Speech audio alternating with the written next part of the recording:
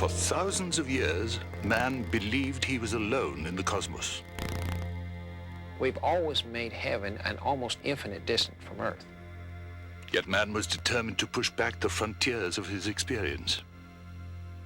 When you're out a 250,000 miles away, it's almost like you're no longer part of it. You're standing back and watching the world go by. And now we stand on the edge of eternity, confronting the wonder and the danger that lies in space.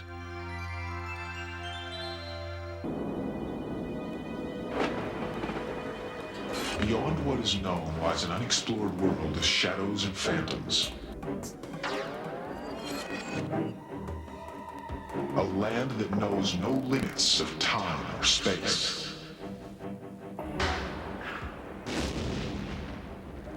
From the dawn of discovery to the nightfall of catastrophe. Journey to a universe of the unexplained, the unforeseen, the unbelievable. A place beyond reality, where no question will go unanswered. A place where myth and legend are law, superstition a science.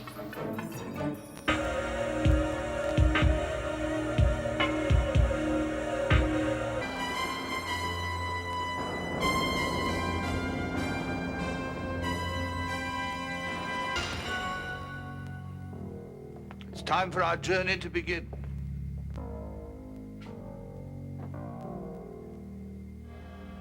Our destiny has brought us to the threshold. Our dreams will help us to cross it. Space, the last uncharted world.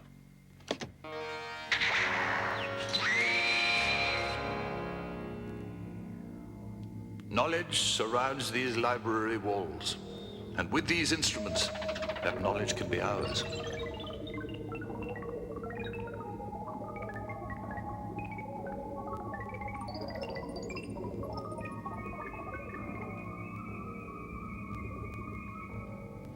In 1903, while Wilbur and Orville Wright were laying the foundation for aviation, writers and filmmakers were looking well beyond earthly travel. Those futurists saw our inevitable journey to the stars as a natural step in man's evolution.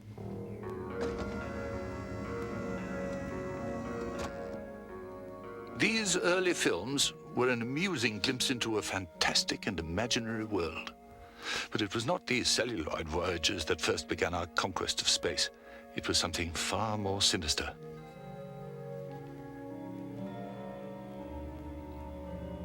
In the early 1930s, Germany first experimented with sophisticated ways of delivering explosives to their targets without a pilot's guidance.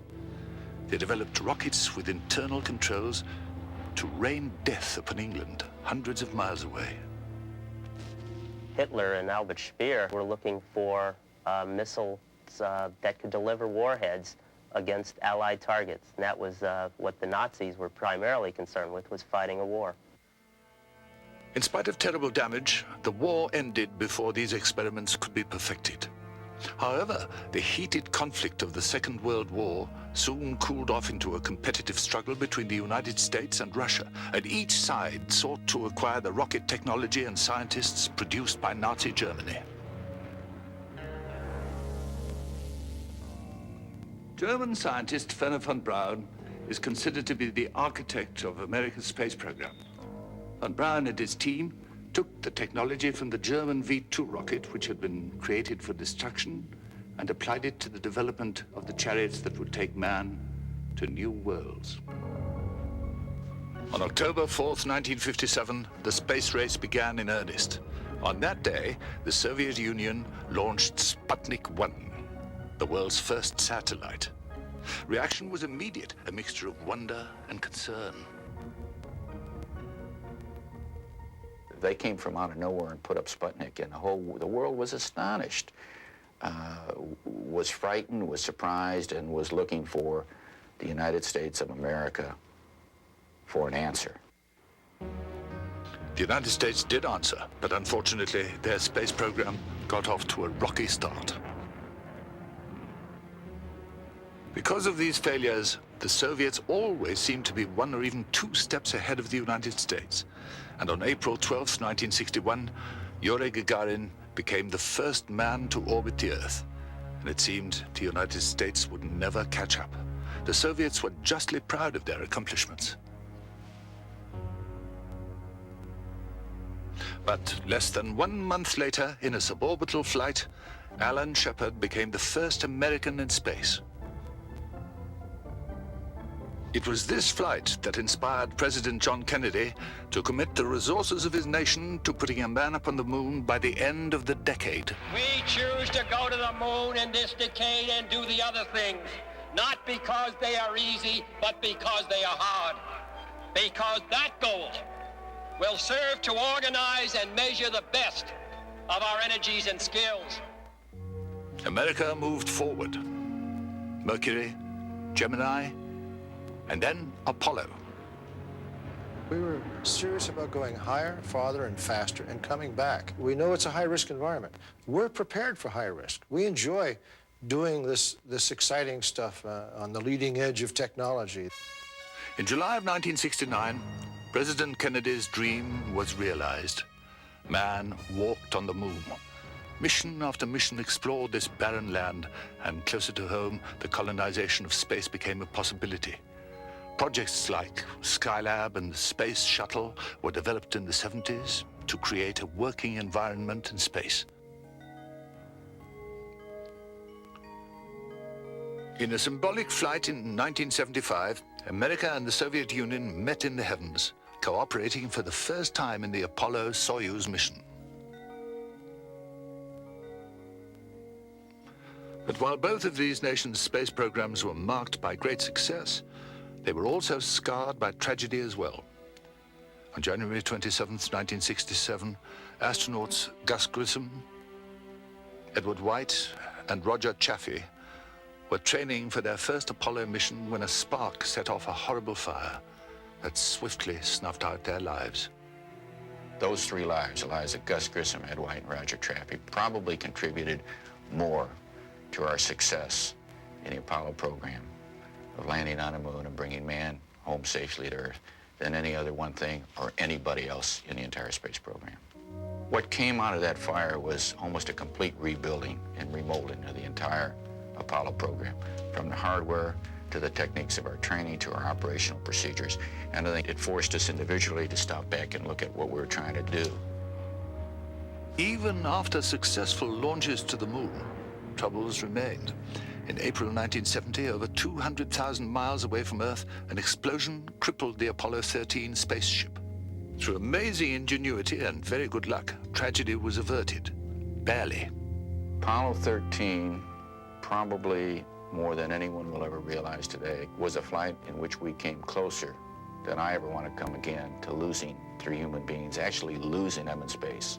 And Apollo 13 probably produced the greatest level of cooperation between industry, the educational institutions, and government in this country than has ever been seen and perhaps ever will be seen again.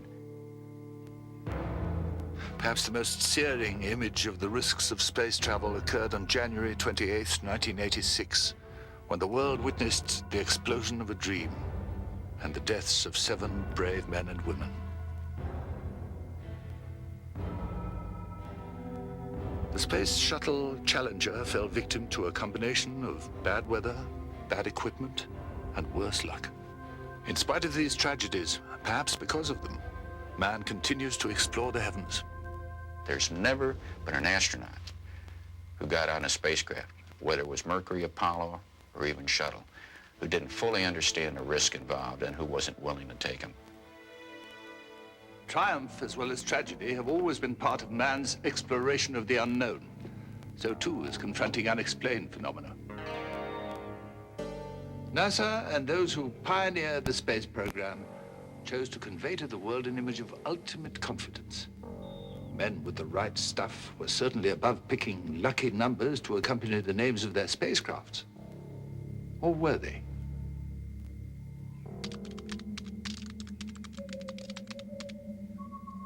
Superstition can survive in any environment. Every one of the first Mercury spacecraft had a 7 after its name. Though engineers and astronauts are among the most pragmatic men on Earth, apparently they felt a little luck was to be encouraged. One of the more engaging facets of our voyages into space is the way in which our humanity and spirit continues to go along for the ride.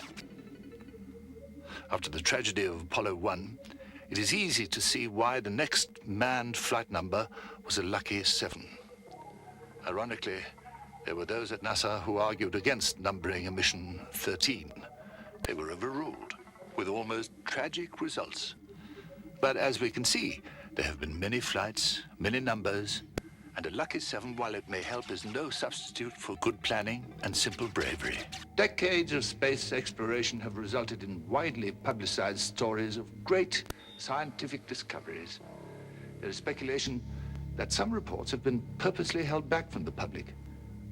These tales include man's first encounter with alien beings. Since man first began exploring space, these rumors about encounters with extraterrestrial life have persisted. Is it possible that these meetings have occurred? Or is it just the overactive imaginations of a few tabloid editors? That's a characteristic of exploration. In fact, if you go back even to the days of the sailing ships, we'd seen mermaids. And as far as sightings of aliens in space, there's a vast literature of this published. There's a worldwide story about Apollo 11, our first moon landing, which I guess must not have been dramatic enough for some people, that there were alien spaceships lined up along a crater when the Apollo ship landed. Fueling this speculation have been odd photographs taken by the astronauts, unexplained lights floating in space. And while astronauts stoutly maintain that they have never seen anything resembling alien life, it's not, it seems, for lack of trying. I'd love to have seen a UFO, or I'd love to have seen and come back and be able to say something about some new extraterrestrial life. But unfortunately, I can't. I don't know anyone who can at this point in time. I will admit, when we were on the surface of the moon driving that lunar rover around, every time we came across a set of tracks, we did stop and take a good look at them and make sure they were ours and not somebody else's. We haven't encountered otherworldly voyages yet. Though most astronauts immediately dismiss these rumors of past meetings, they are not as swift in ruling out the possibilities. It's a certainty that life is out there. And I think not only is it out there, but it will be very recognizable. It will be very similar to life forms as we know them. Certainly there has to be other life out there in outer space. Statistically, mathematically, I think you can prove it over and over again. Why should we be so egotistic to believe that life is created here on Earth and nowhere else? Bigger, faster, smarter. Words that describe the hardware man will need to explore space into the next century. This technology is in various stages of development. Some are on the drawing board, others in full-scale operation. First launched in May of 1981, the Space Shuttle is a design created for the future, the first step in the colonization of space. 3, 2, 1. We have ignition. We have ignition of the solid rocket boosters and liftoff. Liftoff of America's Space Shuttle, and the Space Shuttle has cleared the tower. The shuttle has more capabilities than simply a way in and out of space. Here's a huge laboratory that did an immensely good job as not only a transportation system, but also a laboratory in space. Working in an area free of the boundaries of gravity gives scientists the opportunity to perform and create new experiments that have a multitude of applications. And beyond the flights of the Space Shuttle, the next goal is a voyage to the red planet of Mars. If we want to go to Mars, we better have someone at least know what it's like to be in space for 3 years. That's a long time. I think we're going to see colonization one day of Mars. I think we're going to see a civilization grow up and build up on Mars. I think it's going to be a natural evolution of mankind on this Earth. I think the possibility that the United States and the Soviet Union will work together going to Mars is increasingly likely, just because the endeavor will be so expensive. I think it was in Ray Bradbury's Martian Chronicles, the line, the first Martians are us. I think that the first man or woman to set foot on the planet Mars is already living today. But why stop there? Some believe that man's journey into space is only limited by his imagination. I would say, let's don't settle Mars. Let's go out and see what's on some of the moons of Jupiter or something like that. So I believe we should keep the pace up, explore every part of the solar system, every part of the universe, and build the best spaceships and flying vehicles. At present, we're well past Saturn through the proxy eyes and ears of Voyager, America's unmanned space probe, traveling millions of miles to the farthest reaches of our solar system. But man's hopes for the near future of space travel are propelled by the space station, a vehicle America has pledged to have in orbit in the next 15 years. The United States space program is committed to having a permanent station in orbit by the end of the 20th century. It will have up to 8 astronauts, and it'll be self-sufficient in every way. The orbiting space station will hover 300 miles over the Earth and will offer man the opportunity to view the universe as never before. In order to see what lies ahead in this near future, we must journey there.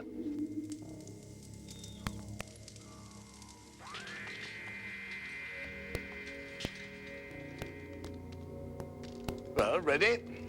One moment. I'm having trouble locking into the destination coordinates. There. I think I've got it. The portal is set for September 2003. Your destination is the main deck of the laboratory module aboard Space Lab 1. This facility has been in geostationary orbit for 2 years, 7 weeks, and 5 days. Do I need any special equipment? No. Oh, but my circuit shows some thermal malfunction. It might be a little cold. Thank you. Back in no time.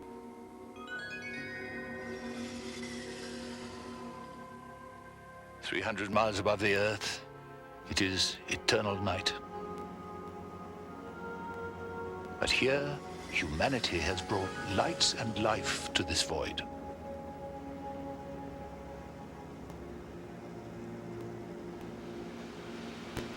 Our future may begin within these walls. If man is ever to learn to live and work in space, these are the first steps he will have to take. This low-gravity environment is perfectly suited for the creation of new technologies, new sciences. In this station, men and women can live and work together to consolidate our now tentative foothold in space, bringing the life the Earth contains into a new world. Sights and experiences that once would have been unthinkable are here, a part of everyday life. This is a window into a landscape that has infinite dimension, infinite opportunity. Space is far from empty. It is full of promise. And in the future, when man looks at the stars, some will glitter with the light of his accomplishment. For a few of these stars will be space stations like these, carrying his dreams through the heavens. How long have I been gone? Only an hour. How was your journey? Oh, fascinating. It's obvious that the technology we need to continue our journey into space is already within our grasp. Some of that technology is already enriching our lives in ways we're not even aware of. Man has been exploring space for over 30 years, and some of the technology developed for these voyages has become an integral part of our lives. We have come a long way in a very short time, and experts are unanimous on one thing. We have only just begun our journey. I believe that going into space is a major event in human evolution, in the evolution of planet Earth. Probably as significant as the first sea creatures crawling out on the land. We need to get into space reliably and low cost, and that'll open up space to all these other things. Then I can start romanticizing about trips to the planets. Going to places like the moon and eventually Mars, I think, are going to unlock some of the secrets, some of the answers that mankind has been looking for eons and eons of years. We know so little about about ourselves and where we came from. I don't expect all of that to be answered simply by a couple people going on through space in a spacecraft. But inch by inch, generation by generation, I think we'll begin to understand ourselves a little bit better, know a little bit more about ourselves, and in essence, allow ourselves to be more part of our own environment, and our environment is space.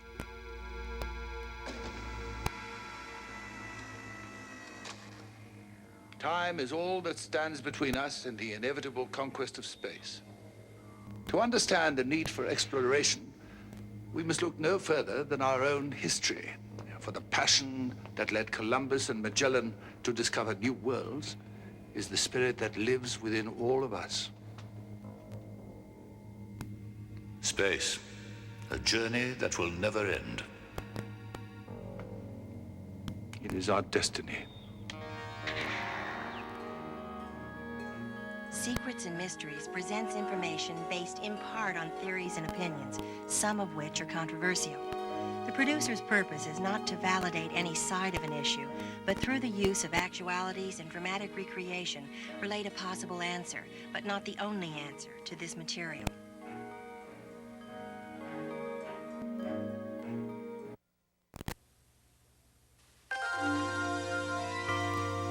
It stands alone, silent. Its purpose still a mystery. The stones stand there as though they're saying something, and folklore has built up around it century after century. It took thousands of years to construct, but no one can say for certain who built it. There's something quite magical about it. I have the feeling that the people who built it had something very strongly in mind, maybe more than the astronomy. It may be a place of burial, a temple, a sophisticated observatory, or perhaps all of these and more. It is called Stonehenge.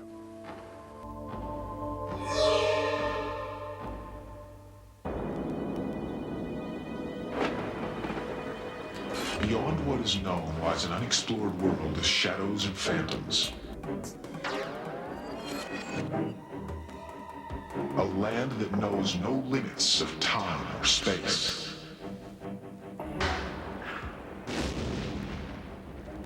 From the dawn of discovery to the nightfall of catastrophe.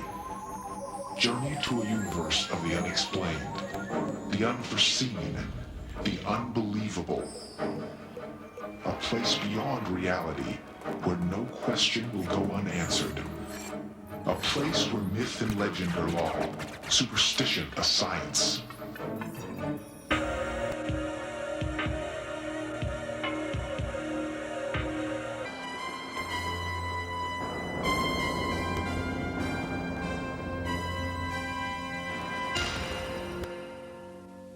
It's time for our journey to begin.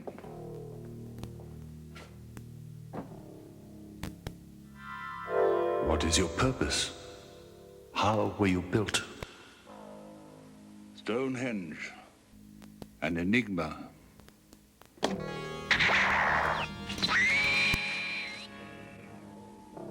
Knowledge surrounds these library walls, and with these instruments, that knowledge can be ours.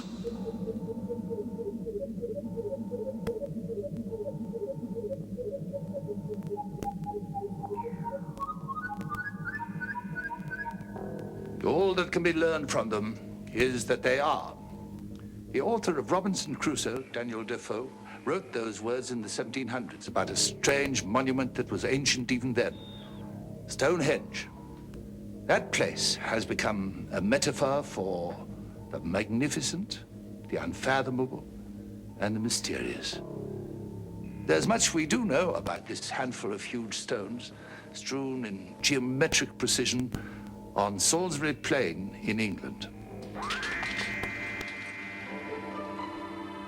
It seems as if Stonehenge has always been here. When the Romans occupied Britain around the time of Christ, Stonehenge was waiting for them. They built their camps nearby and battled the fierce Celts who occupied the area. It was the Romans who first associated Stonehenge with the Celtic high priests called Druids, an association that has stubbornly persisted ever since. The first modern description we have of Stonehenge comes from an archdeacon in 1130. who wrote that no one can conceive how such great stones have been raised aloft or why they were built there. And like the Druid myth, that statement too has lived on.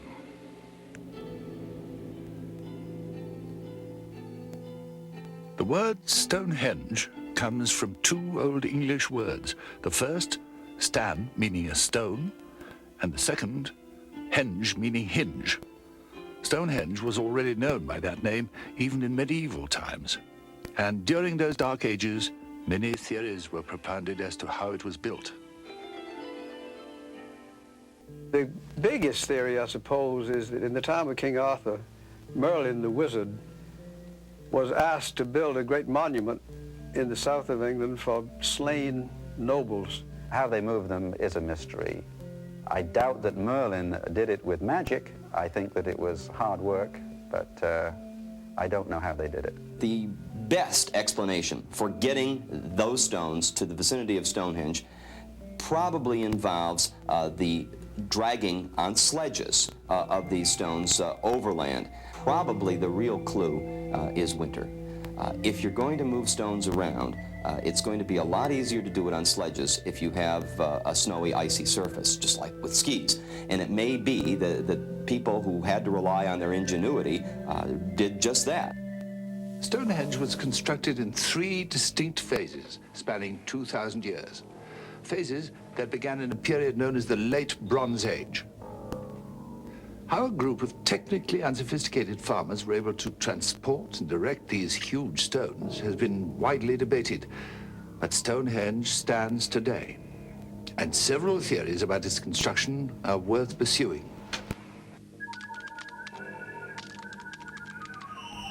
Many arguments center on the huge sarsen stones that give Stonehenge its unique shape.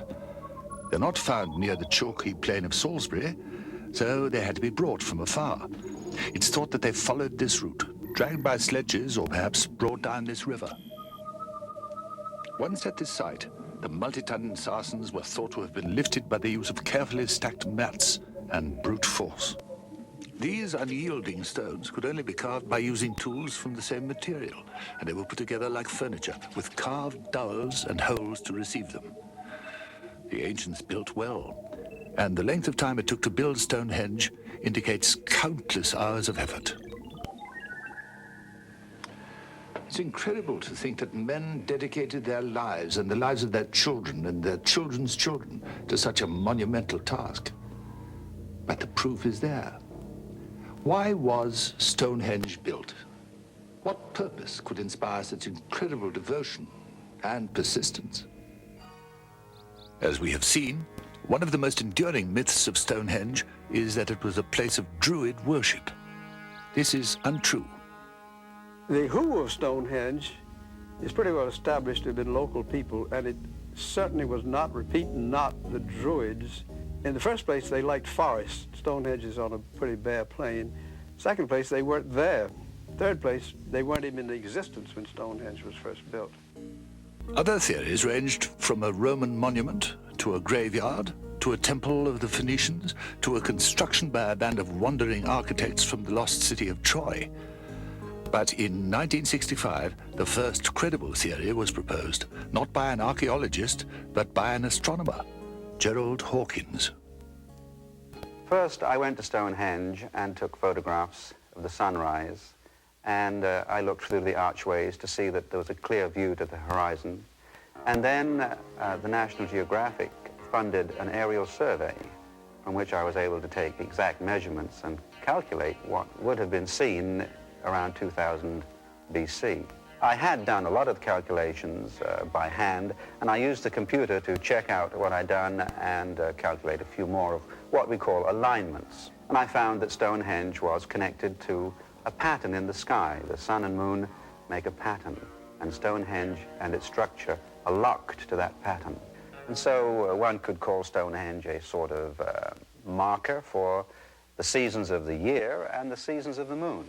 The great British archaeologist Jacquetta Hawkes, who has absolutely no use for Hawkins and his theories, she says, quote, "Every age has the Stonehenge it desires and deserves," end of quote. I do believe that's exactly right. The possibility of actually knowing what they intended is just about zero because they didn't write anything down. So you're free to speculate, and the Hawkins speculation is about as good as any to date. I have the feeling that the people who built it had something very strongly in mind, maybe more than the astronomy and the worship. And I wish to goodness I knew what it was, and maybe I never will. Stonehenge is fantastic, but not completely unique. England is literally covered in circles of stone, seemingly scattered about the countryside. But they and Stonehenge may be a part of a network of powerful magnetic lines called ley lines, a web that some say still has power over the lives of men. Could these lines exist? Why was the location of Stonehenge the site for 2,000 years of construction? And why do some places get the reputation for being power spots, while other places are avoided? The answer may be found in something called a ley line. On June 30th, 1921, an English businessman named Alfred Watkins had what could only be described as a mystical experience. While strolling in the countryside near Herefordshire, he suddenly perceived a network of straight tracks, or leys, running through the land. He believed that these lines represented something known as telluric energy, a kind of magnetic force that the ancients were closely attuned to, and his theories have attracted many believers. There are a number of interesting ley lines that radiate out from Stonehenge and impinge on other megalithic sites elsewhere in the area. A number of people think that ley lines are sort of avenues for the transmission of power of some kind. Now, what kind of power? It's sort of a psychic power. There's so many mounds and stones in the Stonehenge area that if you draw a line almost anywhere, it would line up with something. And yet, there seems to be a charm that some of these ley lines really mean something. It's easy to discount one man's mystical vision. It's harder to dismiss scientific investigation. The ley line theory may complement, not contradict, the concept of Stonehenge being some sort of observatory. Stonehenge is not the only mysterious stone structure in England. There are hundreds of stone rings around the countryside, and their alignment may reinforce this ley line theory. This line is no coincidence. It exists. If Stonehenge was conceived as an ancient observatory, its orientation along this path may have some yet undefined meaning. Like so many things about Stonehenge, we can only guess. Stonehenge is not the only ancient observatory. 6,000 miles away, near a mountain range in Arizona in the United States, there's another. Independent of the master builders of Stonehenge, other men have constructed very similar observatories. At first glance, this seems about as far from Stonehenge as it is possible to get. This is southern Arizona, and nearby this marker is a structure built by a group of Indians called the Hohokam 650 years ago. It is called Casa Grande, or the Big House. Many theories exist about the purpose of this edifice. It could have been a residence for Indian nobles, perhaps a town hall, or something more sublime. For cut into the wall is something fantastic, a port that precisely aligns with the summer solstice.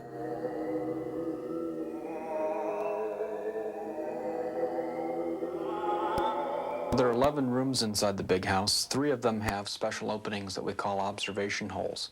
These observation holes point towards the horizon in different directions. And there's one opening, one of the observation holes, which faces the setting sun, and it's the window that we sometimes call the solstice window. It marks the setting point of the sun at the time of the summer solstice, which most of us would think of as the first day of summer, or the longest day of the year. That's June 21st.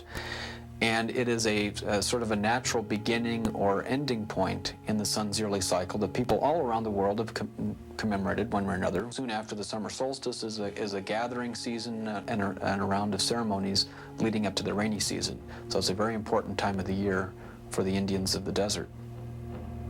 Could there be a connection between Casa Grande, built in the New World, and Stonehenge, constructed in the Old?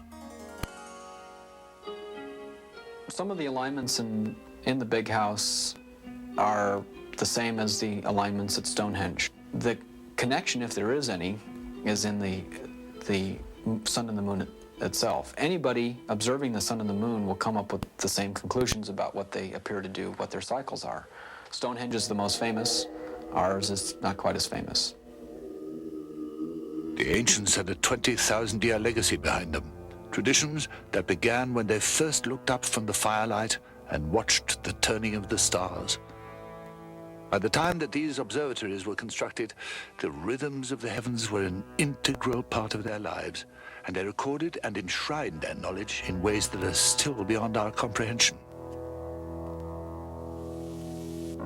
Casa Grande is proof that different cultures, living in very different times, are alike in their capacity to deal with the infinite.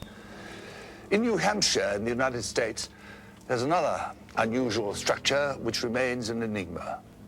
By most accounts, it should not exist. Its name, appropriately, Mystery Hill. There are many people who believe in a metaphysical world, just outside the boundaries of normal perception. There are many people who do not believe. Stonehenge and other ancient structures have been a battleground for conflict between these belief systems. Many misconceptions have arisen as a result. In New Salem, New Hampshire, in the United States, there exists a strange stone structure that has caused a great deal of controversy for at least 200 years. This is Mystery Hill, a collection of carved stones laid out with mathematical precision in this forest, and according to some true believers, it is a truly ancient place of power. America's Stonehenge is perhaps the oldest and largest megalithic complex that's ever been found in North America. It dates back to about 2000 BC. It's a massive stone-built complex made by ancient man. This site has a great deal in common with Stonehenge in England, but it also has a great deal of difference. The major point that they both agree on is that ancient man had the ability to set up giant stones and use them as an astronomical calendar. Some people have said that nobody came here before Columbus, and we say they did. They came from Phoenicia, they came from a lot of different places, and there was massive trade 4,000 and 5,000 years ago between our country and Europe. Proof of the pudding is we did our carbon dates. We've done a series of carbon dates. The first one we got that was any good at all was 173 BC, and we did another carbon date in another area, and that turned out to be about 1525, 26 BC. If this site is a European intrusion into America 4,000 years ago, what we have is a higher technology level globally than anyone has previously anticipated. And that rewrites the entire history book. I don't believe that there is any reliable evidence to confirm that people in antiquity traveled the oceans from the Old World, came to New England, and built the Mystery Hill site. I'm not sure for certain who built it and when, but I think it is most likely that it is relatively recent and probably the greater part of it no older than a few centuries and a product of colonial inhabitation of the New World. These mysterious spots have mystically attracted men and women for thousands of years. If Mystery Hill is in fact ancient, it forces us to reconsider our views on the early settlement of the United States. If it was built in the 1700s, then it's a fascinating glimpse of man's obsession with the powers of the heavens. The ancients possessed knowledge that has long since been lost. Surely Stonehenge is proof of that. So, what can modern man learn from these magnificent achievements? Can we regain any of that lost knowledge to transform our world today? I think now the evidence is sufficiently in for us to conclude that whatever Stonehenge is, it is not a precise astronomical observatory.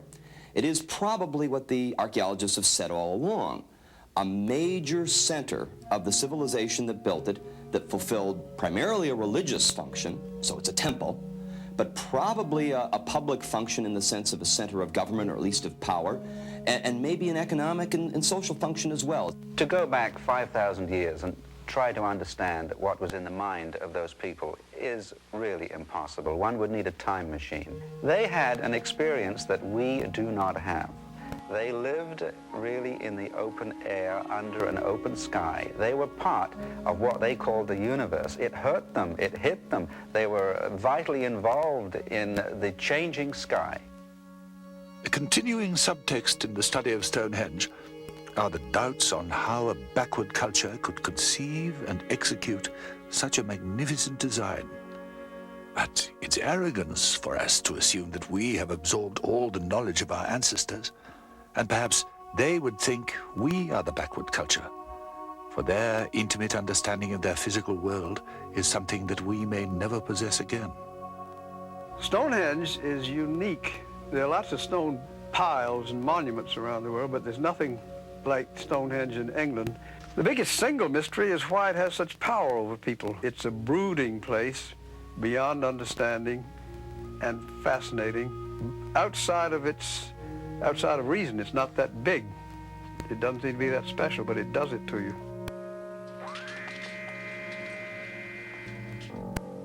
Stonehenge is a monument to the artist in man, to the genius that lives inside humanity. By doing the impossible, by capturing and translating a dream to stone, the ancient builders of Stonehenge left their descendants a symbol of how art and ambition can become close to eternal. Man built Stonehenge and is still in awe of it. What monuments shall we leave behind?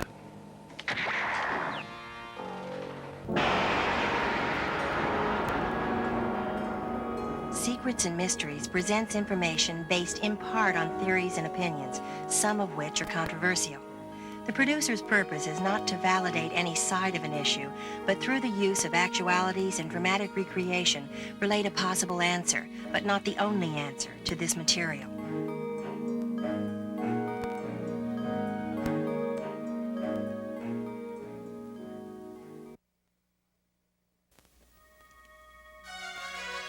They swim beneath our lakes, hide beneath our oceans. They have no place in today's world, but a few survive. I wouldn't believe in them myself if I hadn't seen them. They're the living link with an era beyond our imagination. When I stood up and I saw this shadow, it scared me. It really scared me. They are monsters of the deep.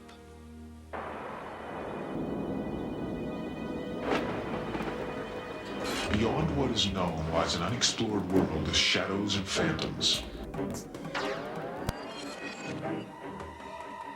A land that knows no limits of time or space.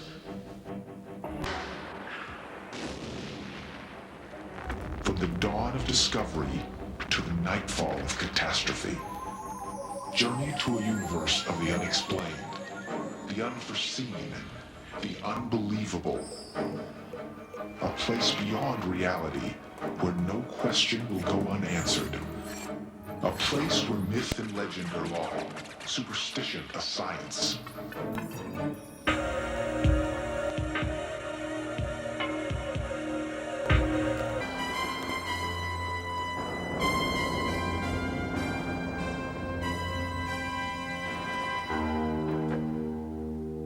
It's time for our journey to begin.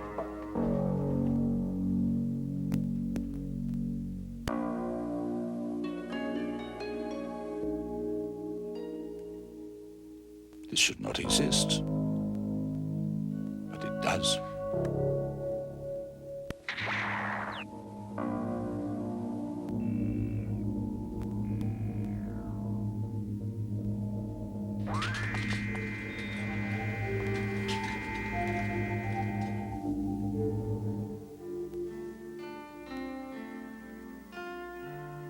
This is Loch Ness, one of the most beautiful places on Earth.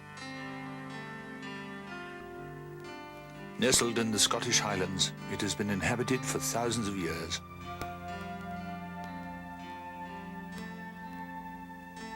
But something else lives beneath the surface of this beauty. Something huge and terrifying. What lies under this lake haunts Scottish legend. 565 years after the birth of Christ, St. Columba drove off a fearsome beastie through the power of prayer. But the beastie did not stay away long. The medieval legends of the dragon were thought to have had their genesis in reports of this creature, a creature that is a part of everyday life for many locals, who have named it Nessie. Yes, I have seen something, yes. About 6 miles down the loch this way. And it was 10 o'clock in the morning. Very normal day, and just driving into the local town in Inverness. And I stopped the car because I saw something strange in the loch. Suddenly I looked, and my late mother was in the car with her pal, and we looked, and there it came out of a loch was this huge shape, massive shape, brown, grey in colour, huge. It was a flat, calm evening, and just out in the bay here, you could see this churning motion in the water. And being so quiet in the evening, you could actually hear a slapping noise, like a flipper noise, like a beat. Now, somebody like myself, who's lived here for 20-odd years, we can tell the difference between boats and waves in the loch and movement in the loch. And this was definitely some form of animal. Whatever it was powered below the water, or you don't have to be a scientist to work that one out. And it then zonked back into the loch, and then the loch was flat calm.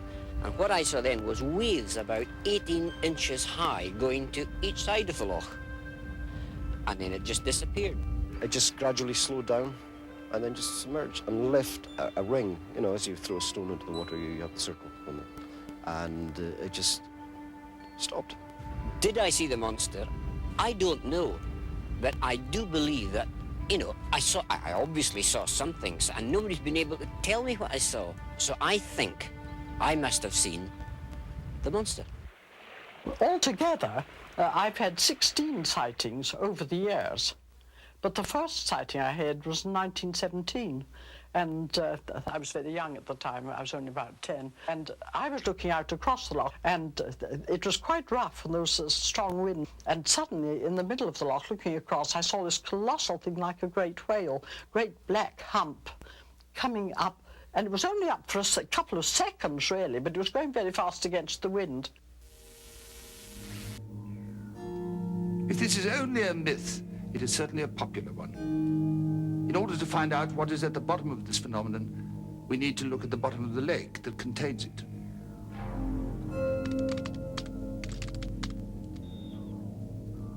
Loch Ness is filled with ice-cold water, opaque only 50 feet below the surface.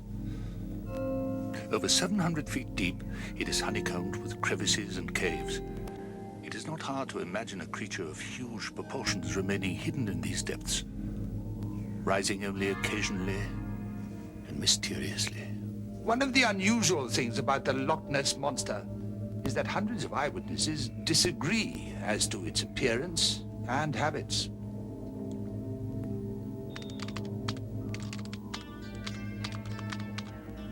To some, it appears like a giant eel. Others only see strange humps, others a long neck, and few have seen it for very long. This wide range of perception has led to the Loch Ness monster becoming an international joke. But the joke may be on the skeptics.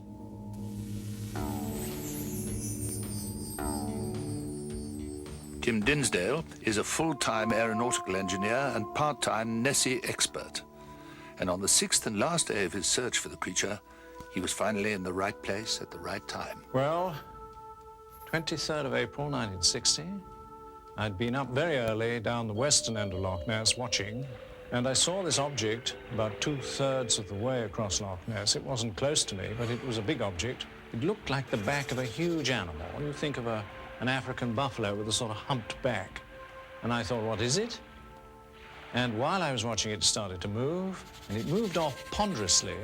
And I realized at once two things. It was A, it was alive, and B, it had great mass. And it zigzagged away, started to submerge, and I started to shoot movie film. I was absolutely cool as a cucumber, and I simply filmed as best I could. I could see very clearly, crystal visibility. I was not a professional cameraman, but I knew enough to press the button and roughly get things right. Whatever it is alive, it's very powerful and very large. I can't tell you what it is. We don't know what it is.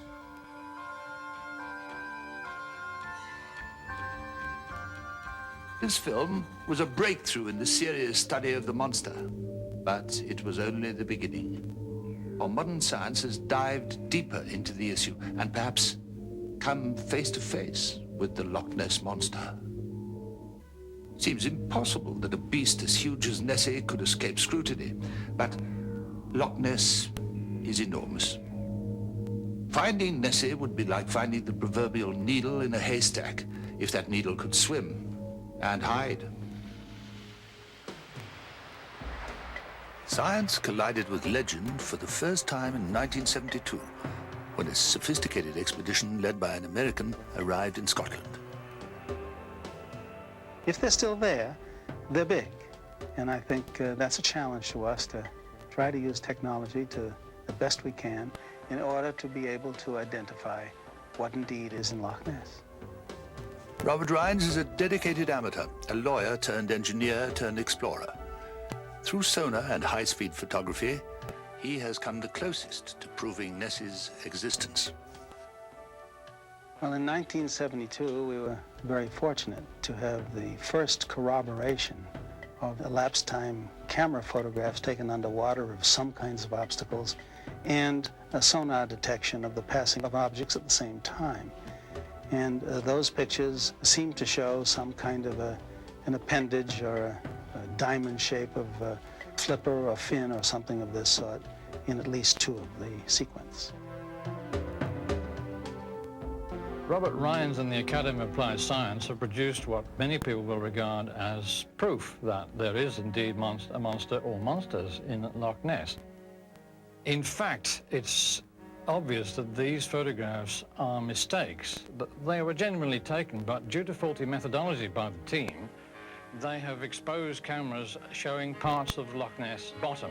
Subsequently, some of these pictures have been processed by computers and in other ways unknown to us that have shown things like flippers, which aren't really there in the original photographs, and bottom debris that can be shown or misinterpreted in various ways. As a lawyer, having started as a scientist, I'm very familiar with integrity and in cross-examination in the courtroom. And as one British judge put it to me, on the basis of the evidence that exists, if Nessie had been a lawsuit or a murder trial, there'd have been a hanging long since. Let us assume that there is something down there. Would it not be logical then to believe that there are other similar animals elsewhere in the world? For example, in Canada, there have been reports of another strange animal with an equally strange name. Ogopogo.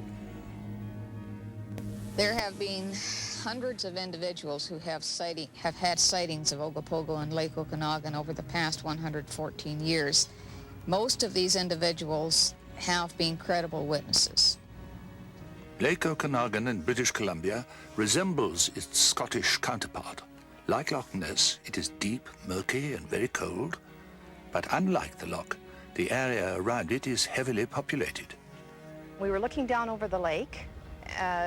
I had seen a movement in the water. It appeared to be a large, blackish brown head that was moving very quickly through the water. So I noticed that there's three big humps come out of the water. And then there was a monstrous shadow. I mean, the top part was kind of silver gray, and then the under part was, kind of a blackish color. Looked like, as close as I can come to being the same flesh as a whale. And when I stood up and I saw this shadow, and I just sat right back down, I thought, oh my God, it is Ogopogo. And it scared me. It really scared me. Recently, a television crew stumbled across something strange in the lake and took this footage.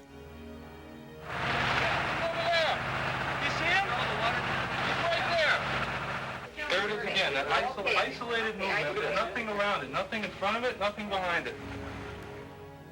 What was it? A boat wake? A swimming dog? Or something else? Something called Ogopogo. According to reports, there have been other sightings in North America. This time in the city of Baltimore in the United States. It looks like it's about... Look how long it is! Look how long that sucker is! My God! One get the camera on that damn thing must be...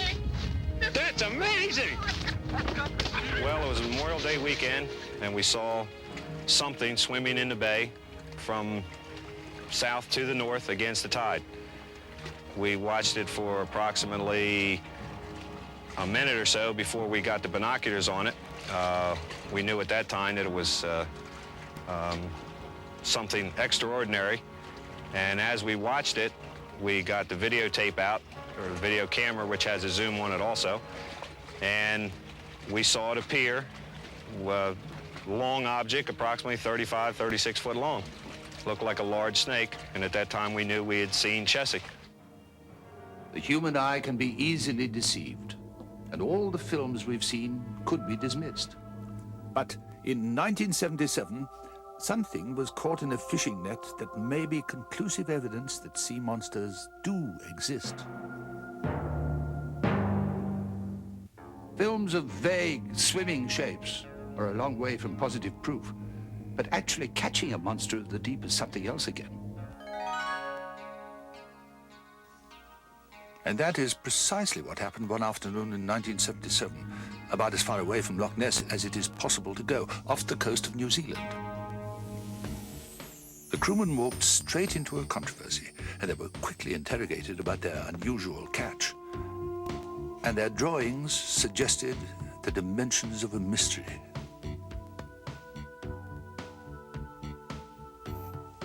Because of the rapid disintegration of the creature, they disposed of the carcass at sea, but they did take photographs.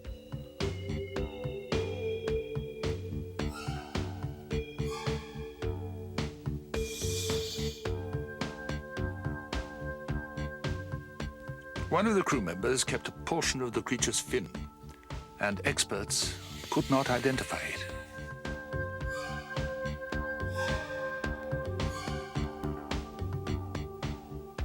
What was it? Composite drawings show an animal unlike any other known by science.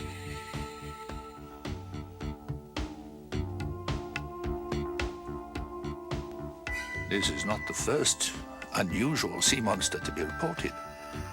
For centuries, sailors have recounted tales of huge beasts rising from the sea. Huge beasts that were neither fish nor whale.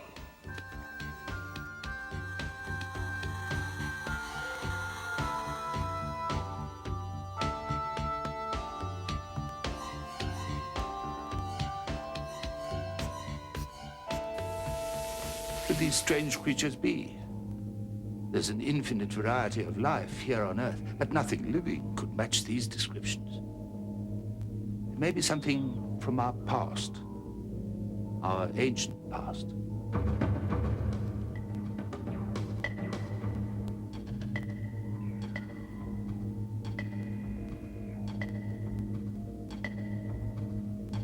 Astonishing. A living dinosaur.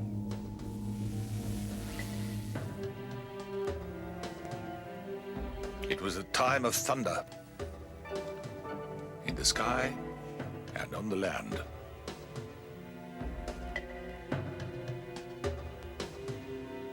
Huge seas covered the earth, teeming with life terrible to behold. As the centuries wore into millennia, the great seas retreated, exposing new lands, covered with new life.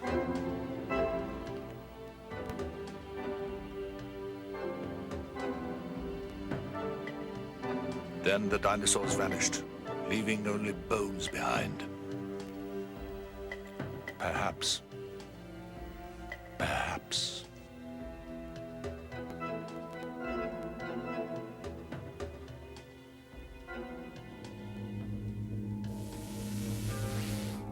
Nessie, Ogopogo, Jessie, the strange catch off New Zealand. Could these be surviving dinosaurs? Incredible. Could a prehistoric animal be the explanation for these monsters of the deep? Experts have varying opinions. I don't know what it is. I would suspect it's an evolved form of plesiosaur, but then I'm an engineer. It doesn't matter what I think. The Loch Ness Monster is a myth. It doesn't exist. There is no Loch Ness Monster or monsters. There never was. It's bigger than the old plesiosaurs. The big ones are bigger than any that we know about, but then we don't know everything about the fossil record.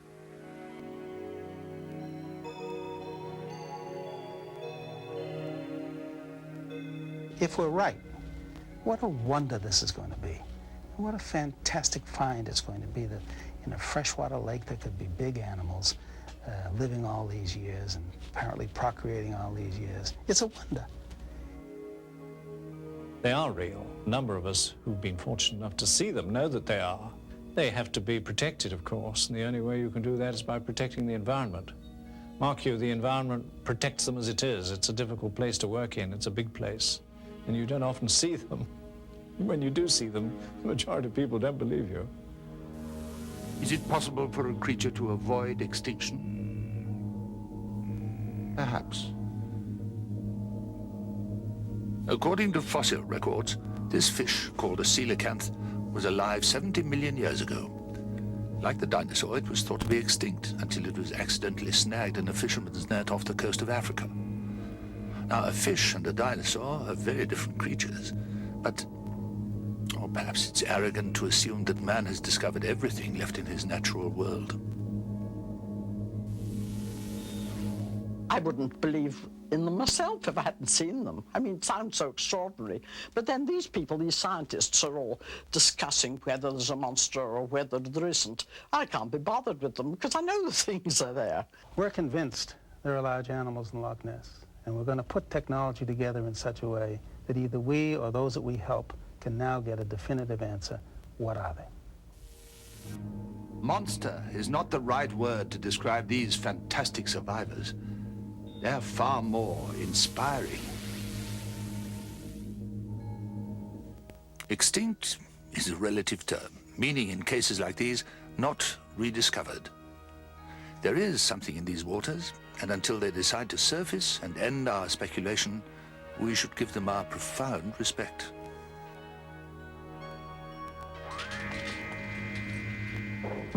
These water beasts may well be the most ancient surviving inhabitants of our planet.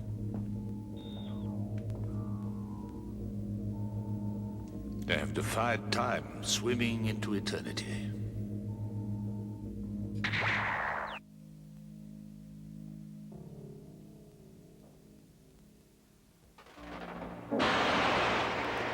Secrets and Mysteries presents information based in part on theories and opinions, some of which are controversial. The producer's purpose is not to validate any side of an issue, but through the use of actualities and dramatic recreation, relate a possible answer, but not the only answer, to this material. Air transportation provided by British Caledonian Airways.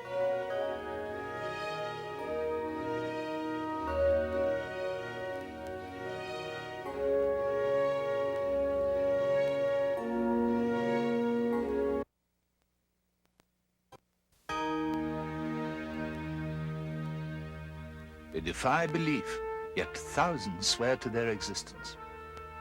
It looked kind of like an ape. It was about, I'd say, a good 10 feet tall. They are echoes of the past, yet their tracks have been detected by modern science. People realize that with the amount of evidence there is, that there's a chance that this mystery may be solved in time. They are legend brought to life. They are Sasquatch. Beyond what is known lies an unexplored world of shadows and phantoms. A land that knows no limits of time or space.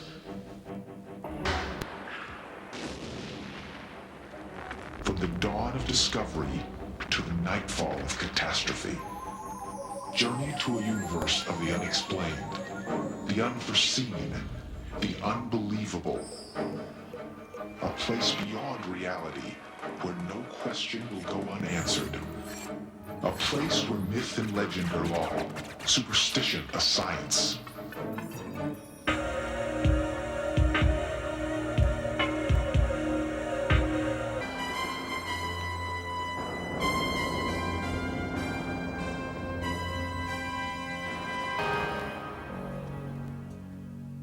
It's time for our journey to begin. You walk through our forests, yet you remain a mystery. What are you? Why do you hide?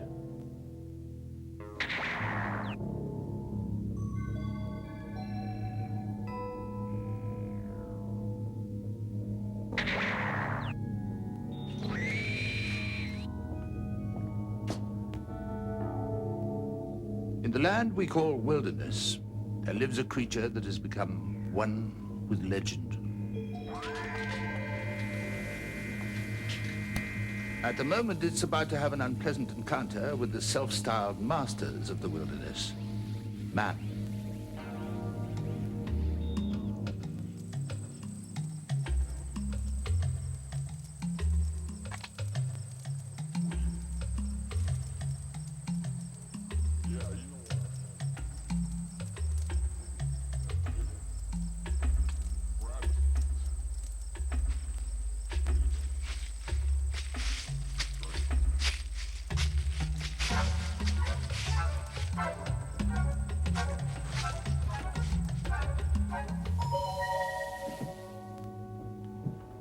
You have just seen a typical sighting of a magnificent animal with a ridiculous name.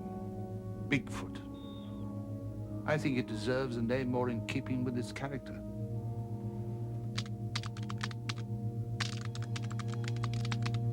Sasquatch.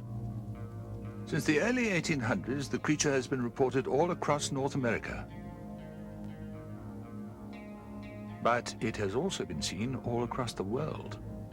Similar animals have been seen in the Himalayas, where they're called Yeti, or the abominable snowman.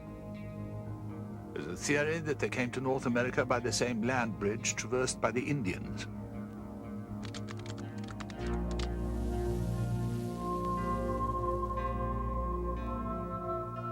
This land is called the Pacific Northwest. A man or an entire town could easily be absorbed into this expansive wilderness. This single forest covers a huge area, and even today, maps are incomplete. Here, time not only stands still, it doesn't exist. And here is where Sasquatch makes its home. Well, I'd loaded 2 loads of logs out that morning, and I looked out towards the timber, and I saw this movement. And I stood and watched, and from around behind a big tree, there was a black deal looking at me, and it had a peaked, pointed head. As I recall, I brightened my headlights to get a better view of it, and I started slowing down. I started to hit the brakes. And then all of a sudden it started to move, and I thought, my Lord, the tree's going to come across the road. And as this moved away, there was vine maples there that were pretty high, and I could see these broad shoulders and just kind of a nub, a suggestion of a head. He was standing upright, and his arms like was hanging down the side of him, and he looked between a man and a beast. I swung my arm in a big arc, and I said, I yelled out, "Hi, Sasquatch, come on down." It looked kind of like an ape. I mean, an ape in sort of humanoid in structure. It was about, I'd say, a good 10 feet tall. That's the reason why I thought it was a tree. Bigfoot is Gigantopithecus, and it's still here. Sightings like those are almost too numerous to catalog. But they all agree on certain physical characteristics.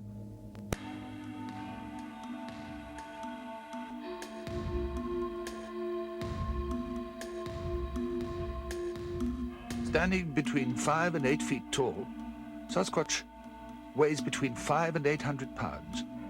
Covered in brown, red, or black fur, it is apparently a vegetarian, although occasionally the creature varies its diet by eating small woodland animals. By all reports, it is shy, gentle, and avoids contact with humans at all costs. And it has other unusual characteristics. Several people who have been close to a Bigfoot have reported this tremendous odor. I might mention something else, and that is sounds. The only sounds that we've been able to pick up out of all these reports that seem to be real are very powerful whistling noises. And I talked with an anthropologist once, and it was determined that one of the most penetrating sounds in dense forest is a whistle. It's a sound which will carry furthest. And so, although this is a very large creature, and it might seem a little ridiculous to think of it whistling, it could be a form of communication. This is the mark of Sasquatch, taken from a set of tracks that covered a 5-mile stretch of dense forest. The depth of each print indicates that whatever made it weighed 800 pounds. 800 pounds. And there's other, more dramatic evidence. On a hot afternoon in October, Roger Patterson and a friend were riding through some woods in northern California. Suddenly their horses shied. They looked ahead and saw something squatting by the creek. As the creature ambled away, Patterson took this film that has been analyzed, debated, and contested ever since.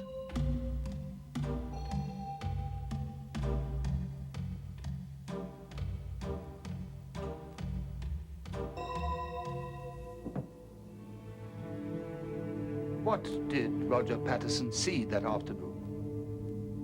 If this film is not a hoax, then it's a very important scientific discovery, and we need to examine it in more detail.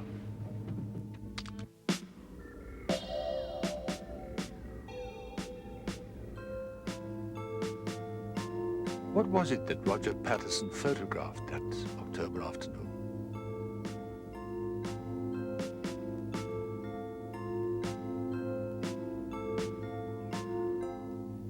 Is this Sasquatch, or a cleverly executed hoax? Let us look closer. The key to this film's credibility is the way the animal walks. A man could not duplicate this peculiar gait. The human body isn't built that way. And that leaves just one explanation. This is Sasquatch. If somebody was inside of an ape suit, trying to imitate that, the shoulders are hopelessly too wide. There's no way you can put a man inside of a monkey suit and get the Patterson film unless you broke his arms in the middle of the upper arm and put a new hinge there. Grover Krantz is a contradiction in terms. He's a man of science, yet he believes in Sasquatch, and that's not a popular viewpoint. I don't really blame the scientific community, since they have so many silly things to dispose of, for being dubious of the Sasquatch. I think, however, rather than denying the Sasquatch, they ought to simply say they don't know. There is obviously a scientific debate, and also a human dimension to this search, a personal element that has become a way of life to a man called Peter Byrne. My interest in Bigfoot grew out of original interest and work on the Yeti, or abominable snowman of the Himalaya. I think the main reason why people are interested in the Bigfoot mystery is because it's one of the last great mysteries of this diminishing world of ours. We have the Loch Ness monsters, we have flying saucers, if you like, a few things like that, and we have Bigfoot. And I think also people realize that with the amount of evidence there is, that there's a chance that this mystery may be solved in time. But when you think of it, when you think of the possibility of a prehistoric man living in the forest of the Pacific Northwest, there's a tremendous amount of attraction in that. It arouses enormous curiosity in people. They want to know who or what the thing is, and I think that's where the interest lies. Byrne has never seen Sasquatch, but he's gathered evidence, and he believes it exists. I think they do. I think that the evidence does support the existence of a few. I've had a certain advantage. I've had the time to be able to do 10 years of research, which is more than a lot of people. And I've seen a lot of evidence. I've seen historical evidence, I've seen footprints, and then I've been able to look into the eyes of sane, sensible, rational people who say they've seen one. And so as far as I'm concerned, I think that a few of them do exist in the forests of the Pacific Northwest. So what is Sasquatch? One of the difficulties in coming to a conclusion is that there are so many similar stories of strange animals in the woods. One of the most unusual of these tales comes from New Jersey. This is the Pine Barrens, an aptly named wilderness spanning hundreds of miles across southern New Jersey in the United States. For 200 years, reports of a strange animal have been circulating, and nobody has been able to identify what it could be. The Jersey Devil has been around since 1735, and it's a legend which is as strong today as it ever has been. And of course, being a devil or a demon tends to take on many different sizes, shapes, and descriptions, and altogether it's probably done more than Bigfoot, Loch Ness monster all put together. In 1909, many eyewitnesses saw a creature that was huge, mysterious, elusive. Sasquatch. During this period in January, thousands of people saw the Jersey Devil or his footprints. Posses formed to chase him. Rewards were offered. Many people locked themselves up in fear and stayed in their home. These sightings have persisted for centuries, and though no physical evidence exists, the legend refuses to die. A lot of credible witnesses have seen it. They've seen this strange thing. Sometimes the people will even say, I don't know exactly what it was, but it's something that's definitely out of the ordinary. Sightings and second-hand reports of Sasquatch can only take us so far. We must look at the world through his eyes. Let your imagination roam through this wilderness. You have known the forest as your only home. Its rhythms are your rhythms, your life. You are alone, knowing few of your kind. But you are Sasquatch. You are legend.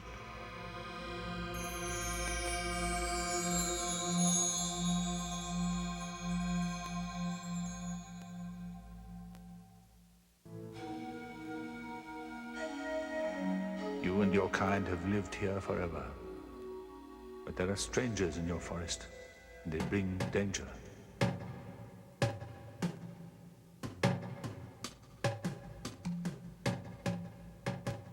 You've tried to hide, but you can only hide so long. Time is running out.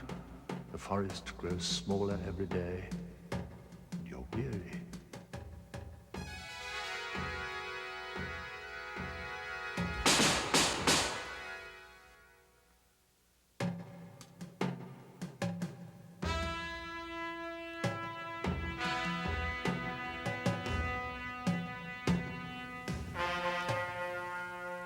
A state of undeclared war exists in some parts of the Pacific Northwest. Organized posses patrol the backwoods looking for a Bigfoot to blast down. This vigilante mentality has led to a law on the books in Skamania County in the state of Washington. Anyone convicted of killing a Sasquatch will be fined $10,000 and put in jail. The only way that we can establish the existence of the Sasquatch positively is to produce a body, all or a significant part of one. This isn't just my idea. I've been told this by all of the skeptics, including the top authorities at the Smithsonian. And until physical evidence is produced, the scientists are not about to say that it's real. They're not about to accept it, try and classify it. This leaves us then with the only obvious alternative is for somebody to shoot one and bring in the body. I've talked to people, two men, who say that they've seen one at close range, and they had a rifle, and they put the rifle on it, and one of them did intend to shoot. When he looked through the telescopic sight, he saw what he said was a human face, and it deterred him, and then the thing walked away. I don't think that shooting one would be justified in any way. Science, at least, has a motive, but no motive can justify this. If I was able to, I would shoot one, because I think it's very important to establish that these exist. If it's there, we should know what it is, but if it's there, I think we'll eventually destroy it. Oh, I think it's absolutely ridiculous because they just well shoot me to prove there's humanoids around here. Until someone literally brings one in, there is no absolute proof that these animals exist.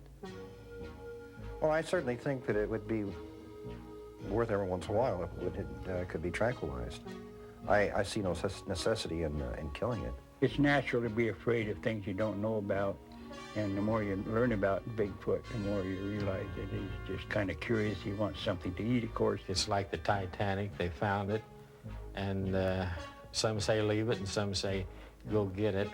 I think there ought to be some way they'd have a right to capture him, if they have to shoot him and cripple him or something to get him, or whatever it takes to capture him, because I'm positive he's out there.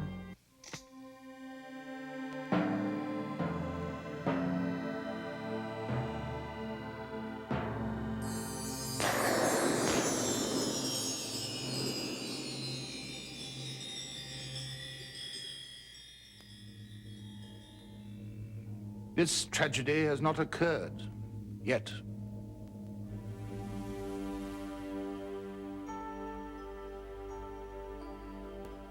Sasquatch still lives among us. But for how long? Man has a lamentable record for showing compassion for that which he fears. And he fears Sasquatch. In our records and in our research, we never saw any sign of aggression of any kind, any sign of danger. And I think that if the number of incidents that we were able to record are all true, here we had a large primate that was in the vicinity of camps that had children and young people, and if these things were vicious, if they were antagonistic, I think by now there'd be some record. To the best of my knowledge, the Sasquatch is not dangerous to humans. There have been a number of accounts of them taking some threatening activity towards humans, but most of these threatening stories usually have something wrong with them in some other aspect of the story. No, if they're here, they've always been here, and they've always been here in good numbers. And of course, every year we hear of a certain number of people being killed by bears. We never hear of anyone being killed by Sasquatch. What will happen now? Life or death? The choice is entirely ours, and the forest stands still, waiting in silence for our decision.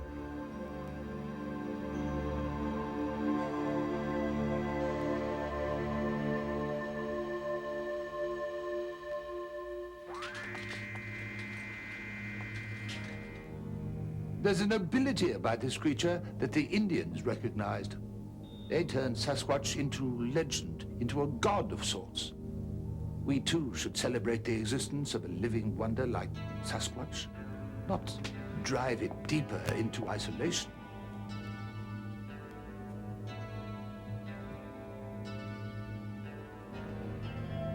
A living legend.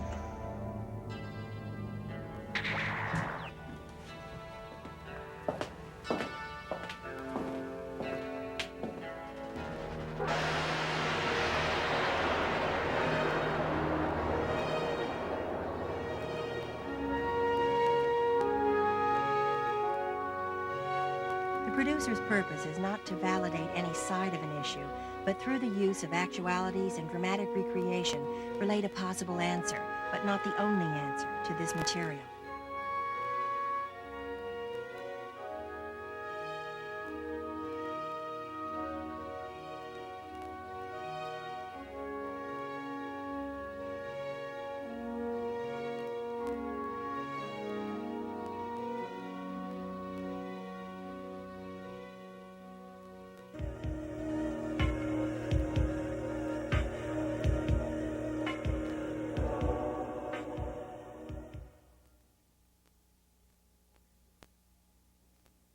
According to a recent poll taken in the United States, half of its population believed that the universe is inhabited by other intelligent life.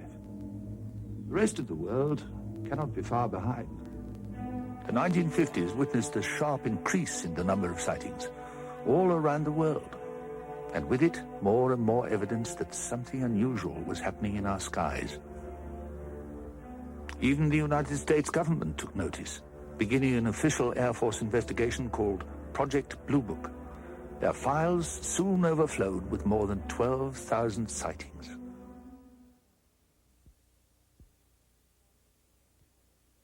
These water beasts may well be the most ancient surviving inhabitants of our planet. Did I see the monster? I don't know, but I do believe that, I obviously saw some things, and nobody's been able to tell me what I saw. So I think I must have seen the monster.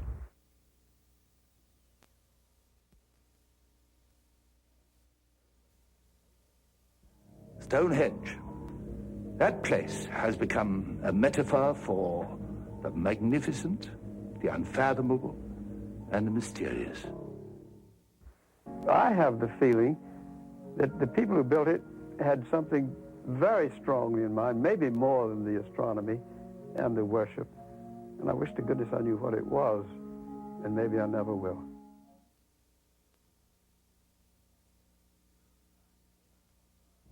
German scientist Werner von Braun is considered to be the architect of America's space program. Von Braun and his team took the technology from the German V2 rocket, which had been created for destruction, and applied it to the development of the chariots that would take man to new worlds. There's never been an astronaut who got on a spacecraft, whether it was Mercury, Apollo, or even Shuttle, who didn't fully understand the risk involved and who wasn't willing to take them.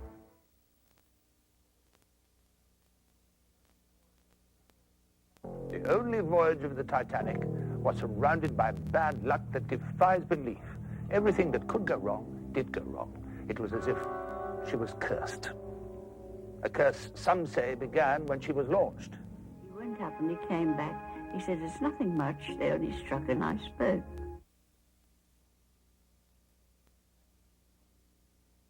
This magnificent object is a symbol of genius, of ambition, and of dedication, for it is believed to have taken 30 years to construct. And that construction is not the least of its miracles. It stands as one of the most prominent monuments for its size and complexity, and also its lack of information about it. To be able to plan and economically accomplish such a large feat for the pharaoh is extraordinary.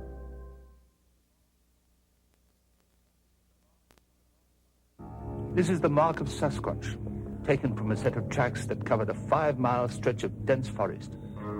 The depth of each print indicates that whatever made it weighed 800 pounds. 800 pounds. And there's other, more dramatic evidence. On a hot afternoon in October, Roger Patterson and a friend were riding through some woods in northern California. Suddenly their horses shied. They looked ahead and saw something squatting by the creek. As the creature ambled away, Patterson took this film that has been analyzed, debated, and contested ever since.